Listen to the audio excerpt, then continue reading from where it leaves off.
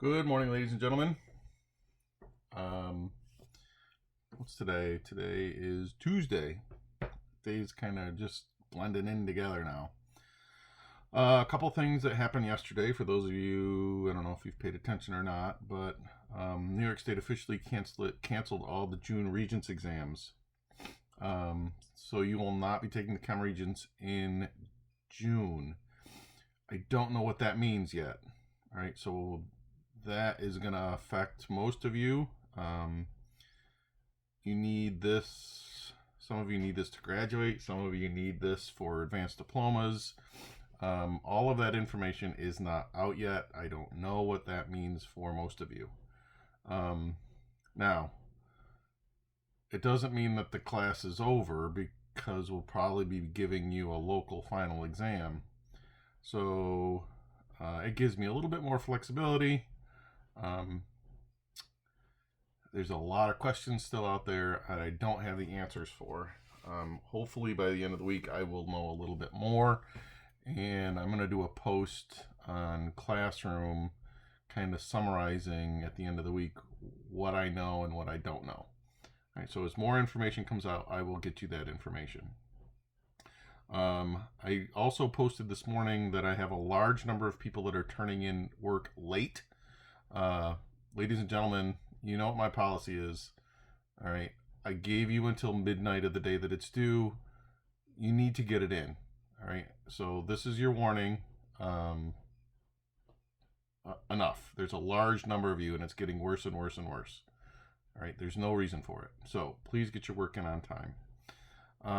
Today we're going to finish the unit. So we're going to finish Le Chatelier's principle and do some practice work with it. Tonight is to do some review work and to do some more practice with Le Chatelier, and tomorrow at 9 o'clock is the unit exam. All right, it will be from 9 to 10:30. And then you have Thursday and Friday off. All right, hopefully that clears up a few things, and we're going to go ahead and get started. So this is the challenge question that we haven't covered yet. And what I'm asking is, if this reaction, if I put hydrogen and iodine together, will it spontaneously react to produce hydrogen monoiodide?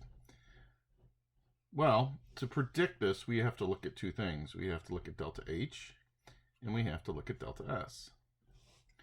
Now, where do we get delta H? Delta H is right off of table I. So for this equation, we go to table I, and we scan down, here it is. And it turns out that the delta H is positive 53.0 kilojoules. Now in this problem, I really don't care about the 53, I care about the sign. Okay, so this is endothermic. Does nature like endothermic reactions? And the answer is no. Okay, prefers exothermics. Delta S, we're looking at phases to start with. We look at this. So if we look at this, we have gases over here and gases over here. Does entropy change by phase? And the answer is no, all right? They're all gases, so that's the main thing. If you can't tell by gases, then we go on and we look at by elements versus compounds. On this side, we have elements. Over here, we have a compound. Elements are high entropy. They're very, very random. Compounds are low. So delta S is going from high entropy to low entropy. So entropy is decreasing. Does nature like that? That's a no also. So since I got two no's, we know for sure this reaction is not spontaneous. It will not occur. We would have to force that reaction to occur. Okay. So yesterday, we were talking about equilibriums.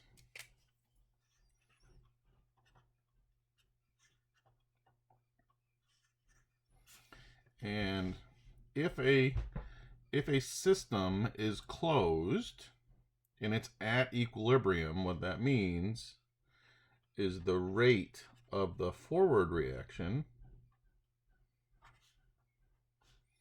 is equal to the rate of the reverse reaction.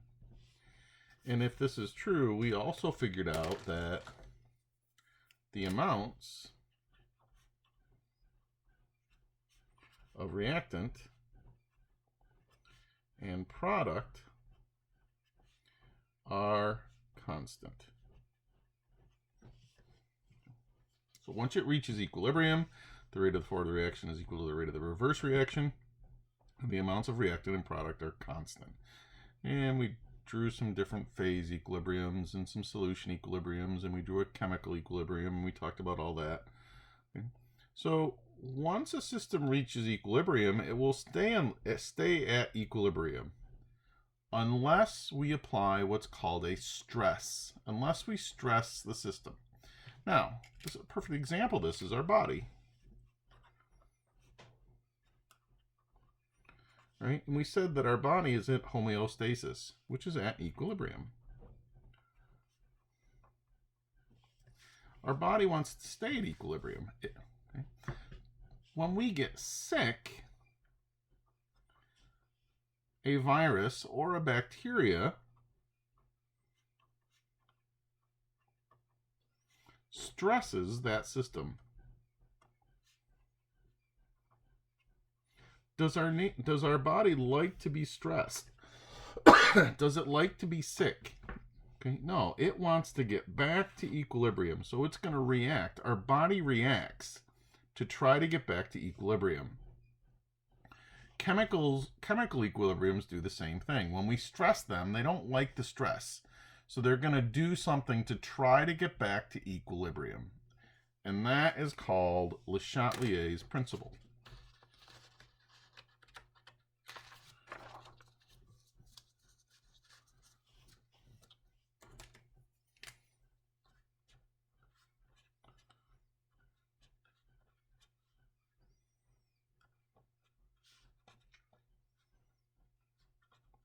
Chatelier's principle. There's one of these things over that A. I think that's a French thing, I'm not sure, but okay. Le Chatelier's principle. It explains how a system at equilibrium responds to relieve any stress on the system. Okay, so if we stress a system, it's how that equilibrium responds to get back to equilibrium. Now, for chemical equilibriums, there are three types of stress that we're going to deal with.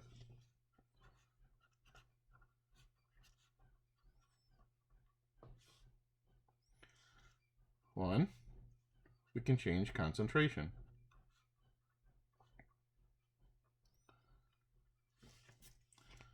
Which means we can either add or take away reactants, or products. Second type of stress is change in temperature.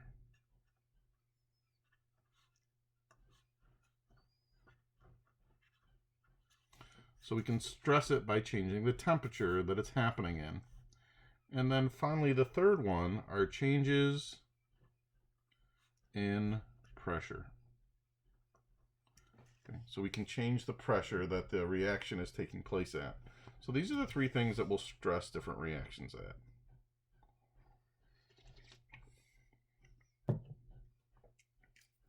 Now, I think Le Chatelier is one of the easiest things that we look at. Okay, it's one of the easiest things that we have to deal with, and that's why I leave it to last in equilibrium. All right, you just got to remember that reactions are in balance. And if we throw that balance off, they want to get back to balance. And they're going to move reactants and products around to get back to that balance. That's all it is. It's pretty simple.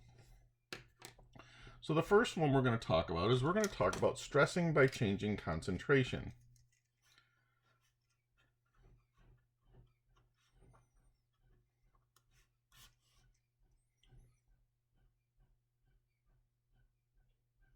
So if we increase the concentration of one substance, the reaction will shift in the direction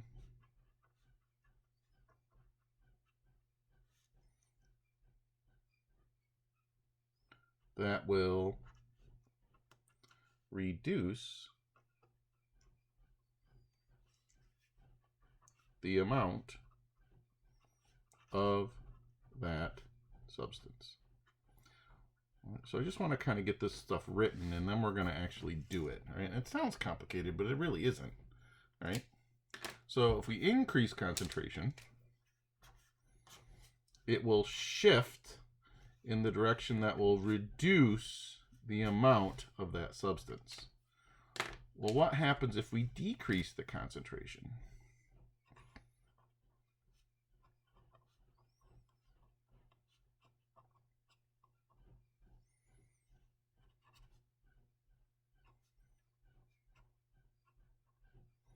So if we decrease the concentration of one substance, the reaction will shift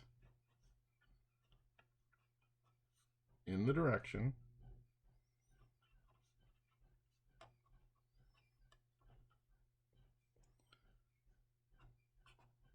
that will produce more of that substance.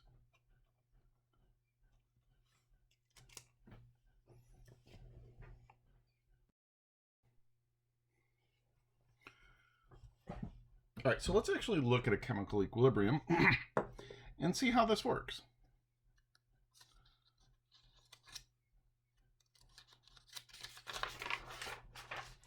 So let's say that we have, in a flask, in our closed system, let's say we have some CH4 reacting with H2O.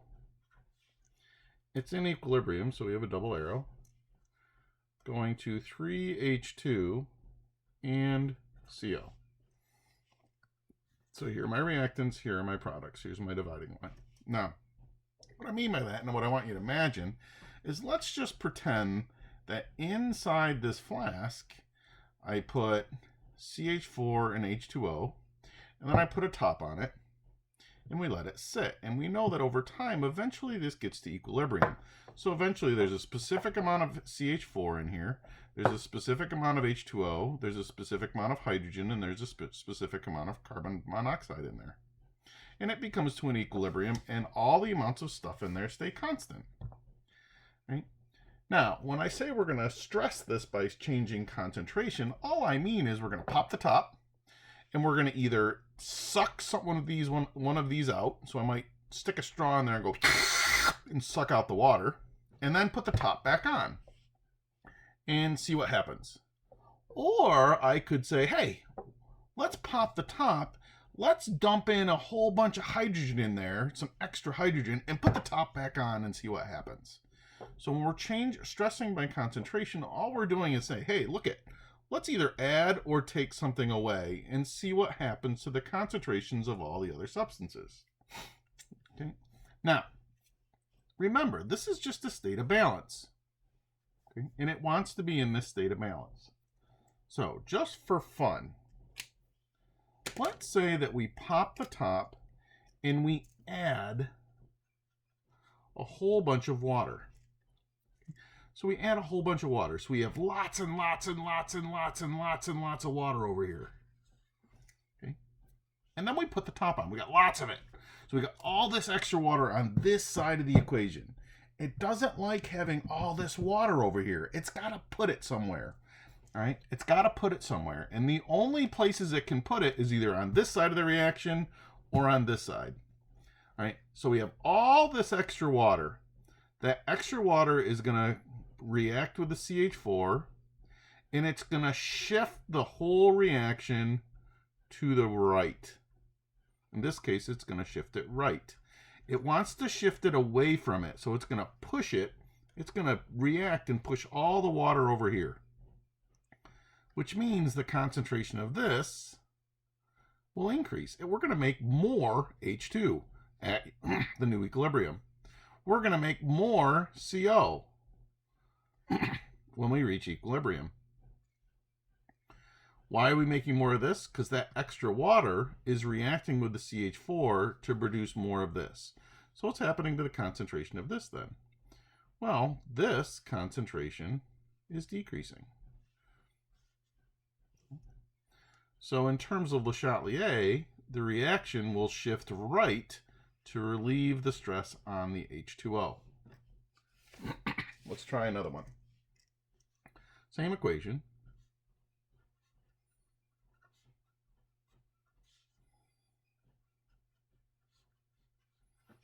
So this time, we're going to pop the top.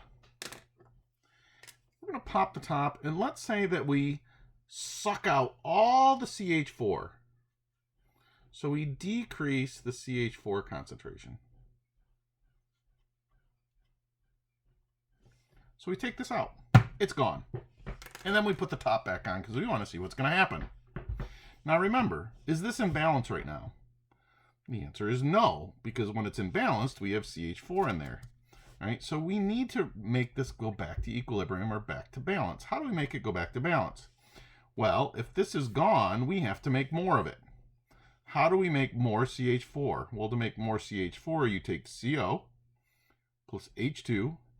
It will produce more water, and it will produce CH4. So if we pull the top off and we take this out, it's going to shift towards the side that we took it off. So in this case, the reaction will shift left. Okay. The reaction will shift left. And everything on the side that we shift to, the concentrations are going to increase. So the concentration of this will increase. The concentration of this will decrease. The concentration of this will, I lied, what am I doing? This is going to increase. This is going to increase. The concentration of this is going to decrease. The concentration of this decreases. So what happens if we pull this out, this will react with this. So this stuff is going to go down. Where's it going to go? Well, we're going to push it over to this left side. We're going to shift it left to make more of these guys. So everything on this side is going to increase. Everything over here is going to decrease. Let's try another one. Same equation. CH4 plus H2O is in equilibrium with 3H2 plus CO. We're in balance right now. We're going to pop the top, and we're going to add a whole bunch of CO. Okay? And then we put the top back on. So now we have all of this carbon monoxide over here. All this extra carbon monoxide. We're out of balance. We want to get it back to balance. Now remember, here's my dividing line. Okay? So it either can stay here or it can go over here. Well, I have all of this extra. So where are we going to put it? We're going to put the extra over here. Okay, we're going to push it left. All right, so in this equation, if we increase this, the reaction will shift left. It will shift to the other side, which means the extra CO is going to react with hydrogen to produce more CH4 and more H2O. So everything on this side, the concentration is going to increase. Everything over here, the concentration is going to decrease.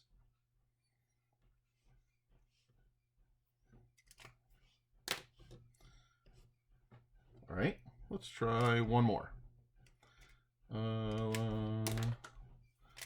Let's say we have same thing, CH4 plus H2O is in equilibrium with 3H2 plus CO. All right, Well, what are we going to do here? This one we added water. This one we remove the CH4. This one we increase CO. All right, so why don't we, this time, why don't we pop the top off the equilibrium and let's take all of this hydrogen out.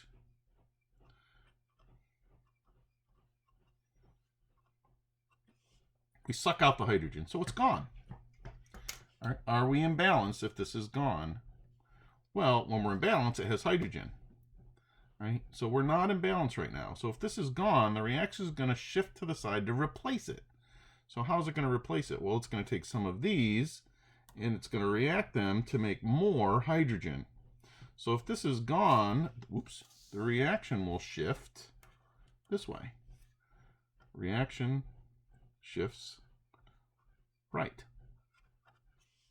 Okay, the reaction is going to shift right. Everything on this side, okay, everything that it shifts to, the concentration is going to increase. So we'll get more hydrogen to replace it, and we'll get more carbon monoxide.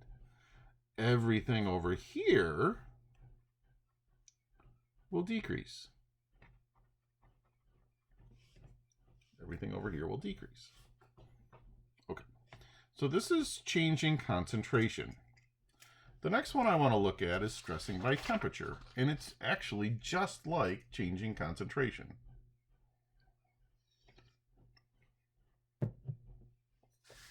So our second stress is stress by temperature.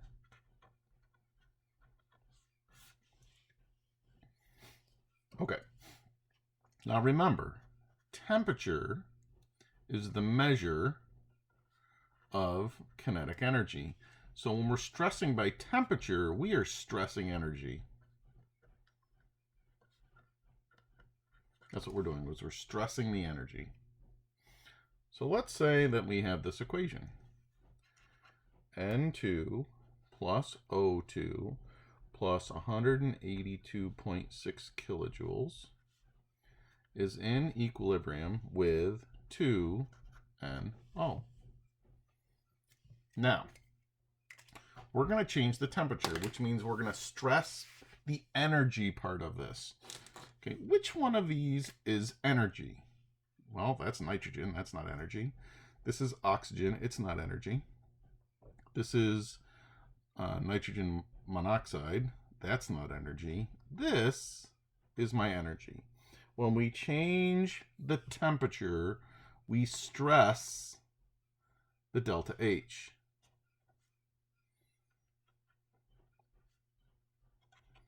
That's what we're stressing. And it behaves just like concentration, right? So if we increase temperature, it's going to want to shift the energy away from the delta H. If we decrease temperature, it wants to shift the reaction to the side with the delta H.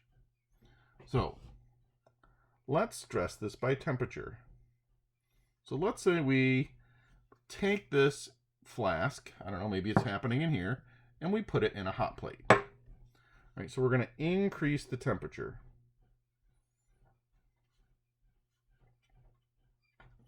Which means we're stressing this term right here. This is the term that we're stressing. Okay, so all of a sudden we got extra heat. So we're increasing the temperature, so we got all of this extra heat.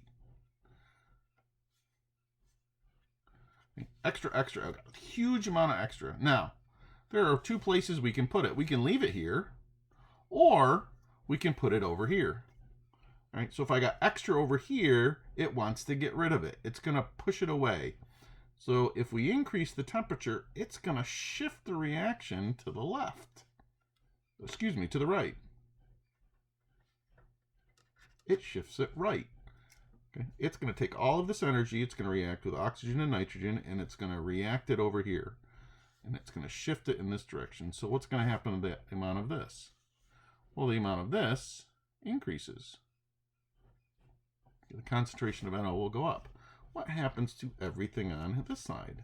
Over here, the concentration decreases. All of this is going to go down. Why does it go down? Because that extra energy reacts with the oxygen, nitrogen to make more of this. Okay, all right. Let's take this same reaction.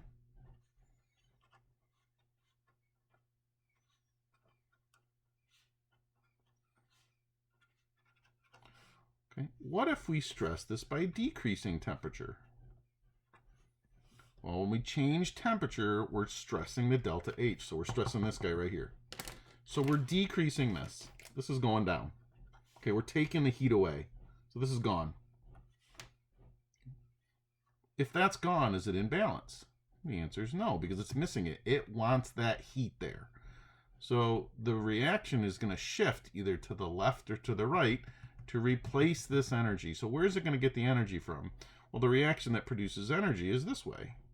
Right? So NO is going to decompose, and when it does, it produces more of this, and more of this. So if we decrease temperature, this will shift left. And if it shifts left, everything on the left side increases in concentration, and everything on the right decreases. Now, hopefully you're starting to see a pattern here. The arrow, or the way that it shifts, tells us what's going to happen in the reaction. So if, let's say that I have this.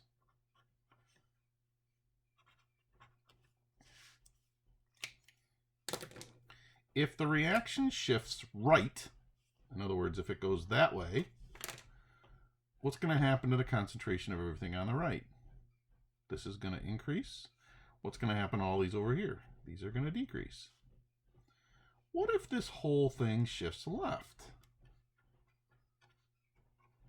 What if it shifts in that direction? Well, it shifts to the left. That means everything on the left side is going to increase in concentration, and everything on the right will decrease.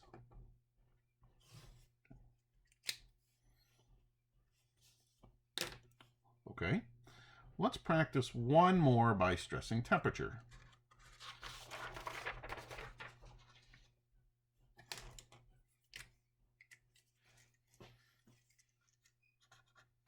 N2 plus 3H2 is in equilibrium with 2NH3 and heat. And we're going to decrease temperature. Now, does it actually give us the delta H in this equation?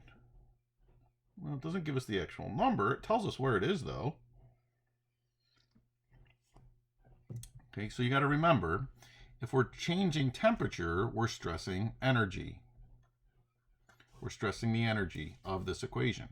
Is this energy? Is this energy? Is this energy? Or is this energy? Hopefully you said the heat is my energy. This is the one I'm stressing. Now, are we adding to that, or are we taking it away? Well, we're taking it away. So this is gone. We're out of balance. Okay, so we need heat there. So where do we get that heat from? We got to replace it. Well, to replace it, this has to react with that to produce more of this and more of this. So this reaction will shift right. If it shifts right, that means we're going to make more of this. So this is going to increase in concentration. And everything over here is going to decrease in concentration.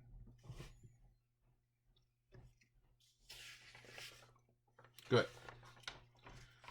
So those are our first two stresses. Our third stress is stressing by pressure. And this one is different. This is the different one of the three.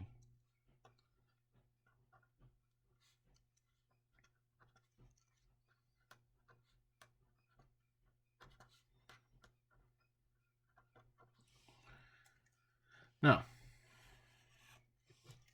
remember, does pressure affect liquids? No. Does pressure affect solids? No. What does pressure affect? Pressure affects gases.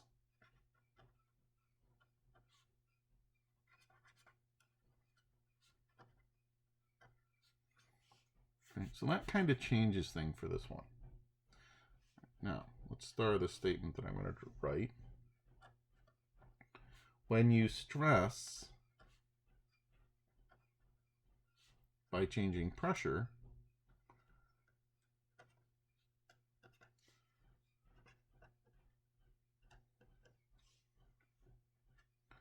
you must count the number of gas particles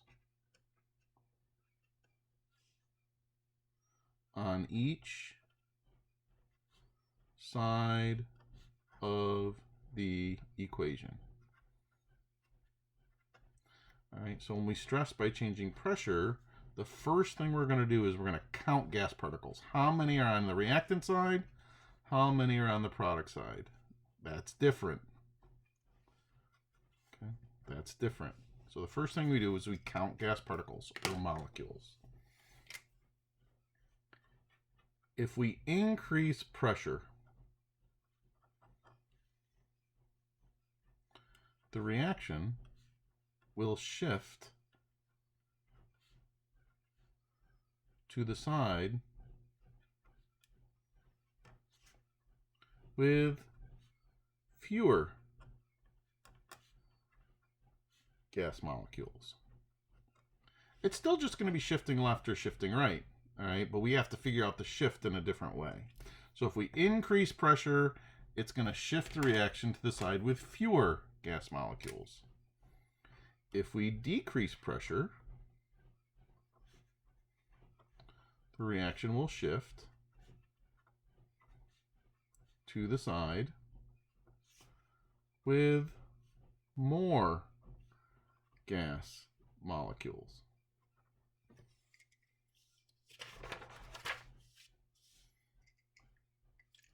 So let's start simple. Let's say we have a phase equilibrium. Let's say we have CO2 gas in equilibrium with CO2 liquid. And I'm going to stress this by increasing pressure. Now, as soon as you see that we're increasing or changing pressure, the first thing you do is you go back to the equation and you just count how many molecules of gas are on each side. All right, well, so let's count. We use the coefficient. So how many CO2 gases do I have? I have one gas on this side. How many gases do I have on this side? I have 0 gas molecules on this side. Okay. Now that I know that, that's what I use to decide which way it's going to shift. If we increase the pressure, it shifts the reaction to the side with fewer gas molecules. All right, so it's going to go from the side with more gas molecules to the side with less. So if we increase pressure here, it's going to shift right. If it shifts right, everything on the right, or the amount of this, will increase in concentration. And the amount of CO2 on the left will decrease concentration. So it's going to shift it to the side with fewer gas molecules.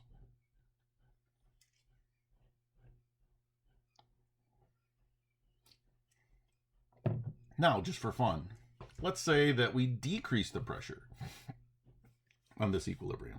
Well, if we decrease the pressure, it shifts it to the side with more gas molecules. So if we decrease the pressure, this time it would shift to the left. And that side would increase, this side would decrease. All right, let's try another one. Let's say that we have N2 gas plus 3 H2 gas in equilibrium with 2 NH3 gas plus heat. And we're going to decrease pressure this time. Again, as soon as you see pressure, we have to go back up here and we have to count gas molecules on each side. All right, so remember, this is my dividing line. All right, so how many gas molecules do I have on the left side? Well, there's 1 here. There's 3 here. So I have 4 gas molecules on this side. Well, that's not a gas, so that doesn't count. That's energy. All right, so this is gas. So I have 2 gas molecules on this side.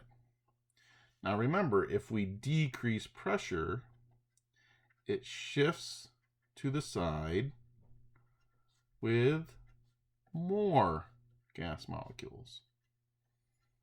So which way would this one shift? Well, it's going to shift left. This one will shift left. If it shifts left, what happens to everything on this side? This will all increase in concentration. We will get more and more and more of this. Everything over here will decrease in concentration. Good. Let's try one more of these. Let's say that I have this. N2 gas plus O2 gas is in equilibrium with 2NO gas. And let's say that I increase pressure. And I want to know what the reaction will do. Well, as soon as you know that you have pressure changes, what do we have to do? To go back up here and we have to count our gases. All right, well, here's my dividing line. How many gases do I have on this side? Well, I got 1 there. I got 1 there. This one's 2. How many do I have on this side? Well, this side I also have 2. Well, what happens then if I have the same amount of gas on each side and I change the pressure? Which way is it going to shift? What do you think? Well, if the number of gas particles on each side is the same, changing pressure does not change this at all. It will not shift the equilibrium. So if the number of gas particles is the same on both sides, changing pressure will not shift the equilibrium. Okay, so by changing pressure on this, increasing or decreasing it won't do anything to it. Good. Now, before we do some pressure, there's one last, or some practice, there's one last thing that I want to talk about.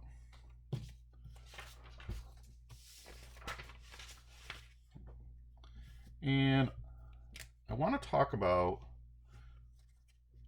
adding a catalyst, because some people think that that's a stress, and it actually is not.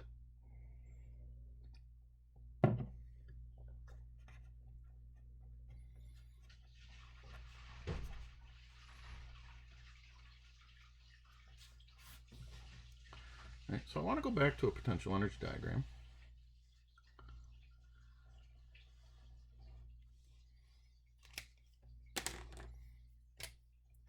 And let's say we have A plus B in equilibrium with AB. So here are my reactants, A plus B.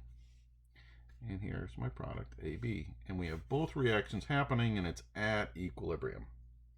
Okay. Now, if I told you to draw in what this curve would do if we had a catalyst, what would we do?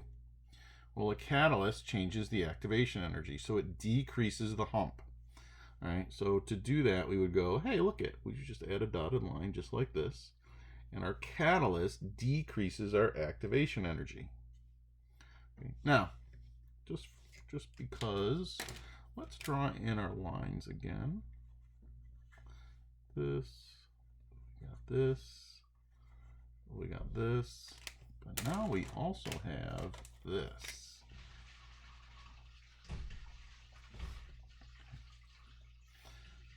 So before the catalyst, for our forward reaction, this was our activation energy.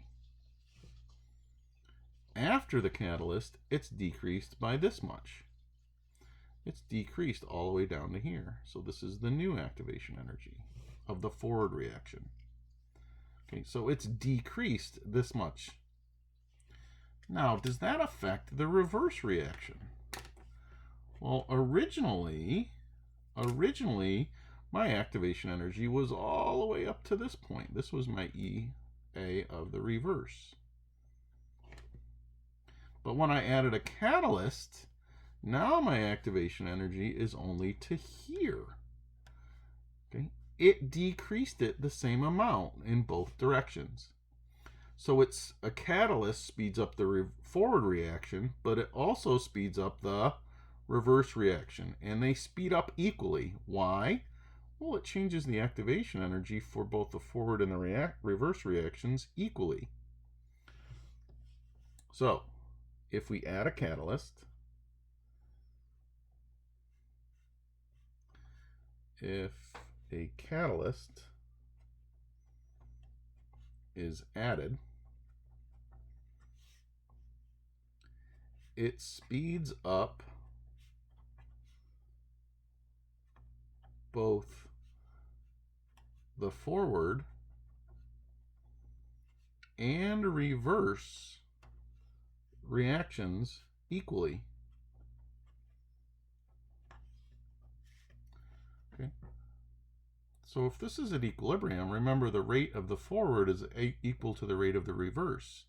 If we add a catalyst, it speeds up both the forward and the reverse reactions equally. So are the rates still the same? Yes. Okay, so the equilibrium doesn't change. Adding a catalyst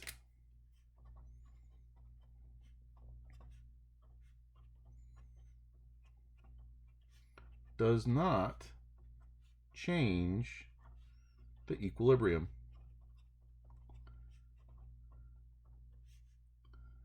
It is not a stress. There is no shift if you add a catalyst. It won't shift one way or another. Okay, so that's the last of the notes for this unit. Now, what I want to do is and you can do this on your own if you prefer, right? And then check it later. But I want to go through and I want to do page 78 in your workbook. So now, this is Le Chatelier. All right, let's talk about this. Right. Now, a couple things that I want to cross off. I want to change this K thing. Instead of K, I want to label this delta H. Right? And I disregard these lines. So this is the equation we're going to stress right here. N2 plus 3H2 going to NH3 plus 22 kcals. And this is just another unit for energy, kcals and kilojoules, whatever. All right, so let's do this one first. So we have to figure out which way it's going to shift, and then we have to figure out what the concentrations of each one of these is going to do. Okay, cross that out. So here we go. In this first one, we're going to add lots and lots and lots of N2. So okay, now remember, this is my, there it is, that's my dividing line. So we either can put it this way, or we can bring it this way. So if we have lots and lots and lots and lots of this, okay, it wants to shift it so it gets rid of it. So it's going to shift it to the other side.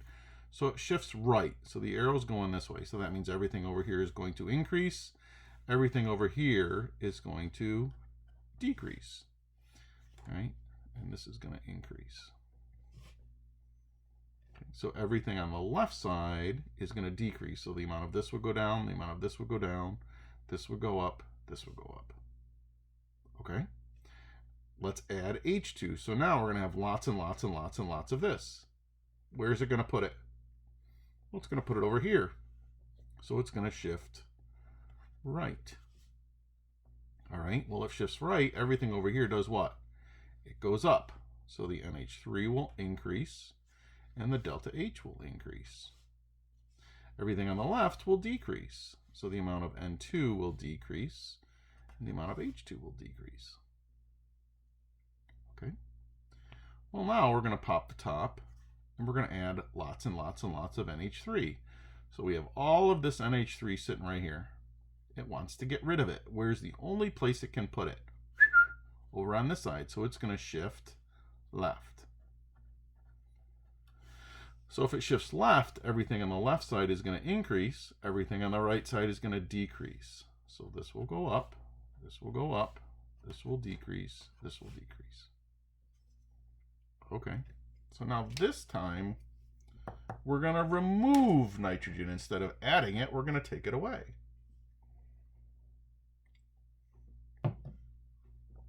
That's gone. The equilibrium doesn't like it. It wants more of it. Where's it going to get it from?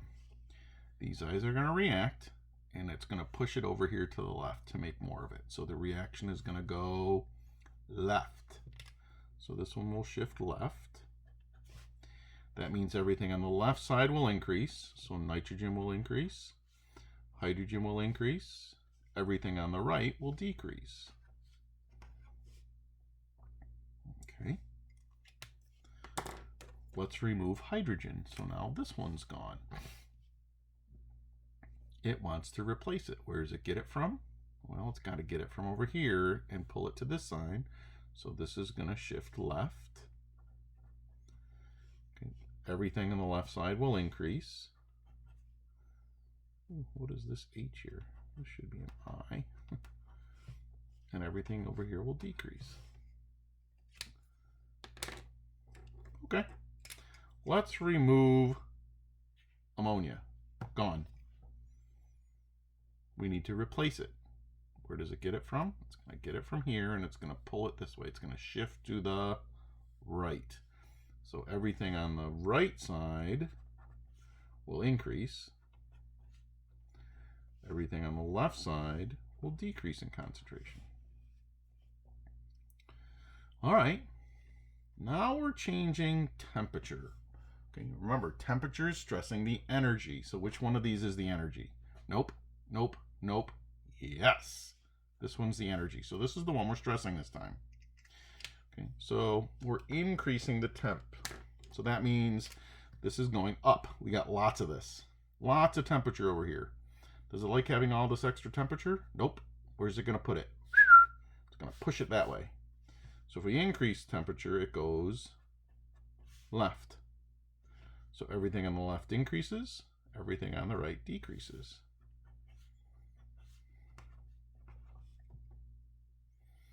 Now we're going to do the exact opposite. We're going to decrease pressure, which means we're going to take this away. The reaction is going to shift to the side to make more of it. So it's going to shift right. So this is going to decrease, decrease, increase, increase. All right. Now, last two is we're changing pressure. As soon as you see pressure, what do we have to do? Okay. Remember, pressure is gas.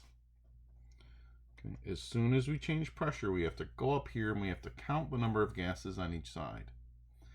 All right. Well, how many gases on this side? This is a 1. So we have 4 on this side, we have 2 on this side. If we increase the pressure, it shifts to the side with fewer gas molecules. So if we increase, it's going to go from 4 to 2. So it's going to go right. Everything on the right will increase, and everything on the left will decrease. Now if we decrease pressure, it shifts it to the side with more gas molecules. So if we decrease pressure, this one will go left, and everything on the left will increase, and everything on the right will decrease. Good. Now, let's look at this page. Again, I want you to make some changes. We're not using K's, we're using delta H's for both of these. Okay. Those don't remain the same. Okay, so let's do this first one. Don't forget these lines. We're going to add hydrogen. So we got lots and lots and lots and lots of this. Right, here's my dividing line. Find your dividing line. Got lots of hydrogen. So what's it going to do? It's going to shift right. Everything on the right is going to increase. Well, this is the only thing on the right, so that's going to increase. What will my delta H do? Well, everything on the left is going to decrease. So this decreases, and this decreases. Right? Now, down here, we're going to be doing the same thing, except don't worry about these lines. Okay, we're going to be doing the same thing, shift left, shift right. Right, and you're going to go through with these. Now, this is going to be part of your homework. Right, I'm going to give you the answers for this. I'm going to take a picture of it and give you the answers to it. All right, so make sure you practice some of Le Chatelier tonight. It should be pretty easy, though. All right, that's all I have. I hope you have a good afternoon. Do some studying. And tomorrow the test is at 9. Have a good afternoon.